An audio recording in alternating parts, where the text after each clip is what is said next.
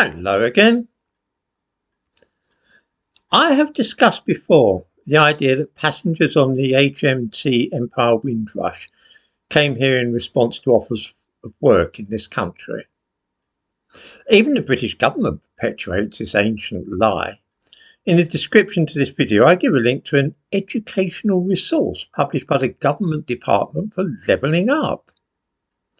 It is aimed at children, and on page 5 we read the following. 492 documented passengers boarded the Empire Windrush, which set sail from Kingston, Jamaica on the 24th of May 1948 and came to England as British citizens in response to an advert in local Caribbean newspapers promoting job opportunities in Britain. This is quite false. There was no such advertisement. We often hear about other supposed advertisements which tried to attract people to Britain from Commonwealth countries, although nobody has ever been able to produce one of these. This is strange if they really did exist and appeared in newspapers. Only one single advertisement in a newspaper published in a former British colony which relates to immigration to this country can be found.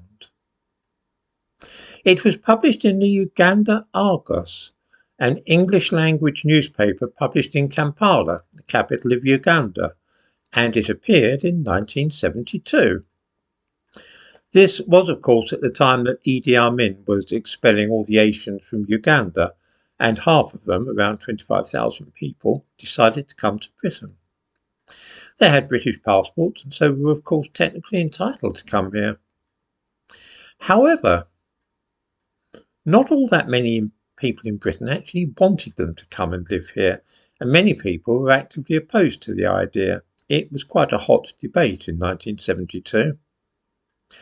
One local authority was in no doubt where they stood on the matter, and they placed an advertisement in this Ugandan newspaper which read as follows. An important announcement on behalf of the Council of the City of Leicester, England. The City Council of Leicester, England believes that many families are considering arriving in Leicester.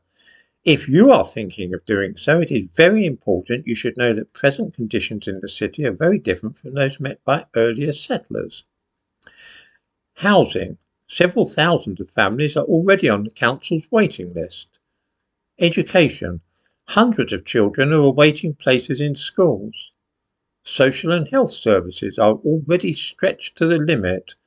In your own interests and those of your family, you should accept the advice of the Uganda Resettlement Board and not come to Leicester.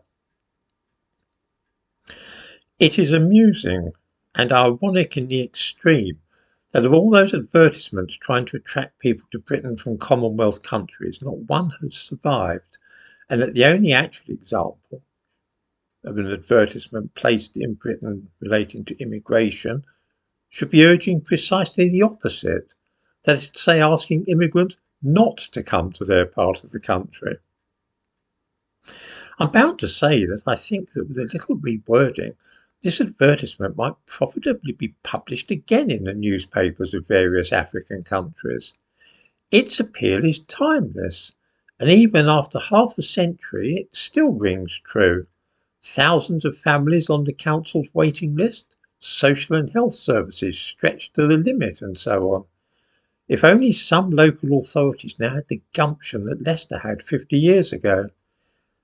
You can see this advertisement, of course, in the thumbnail to this video, but it's a little bit blurred and faded, I'm afraid.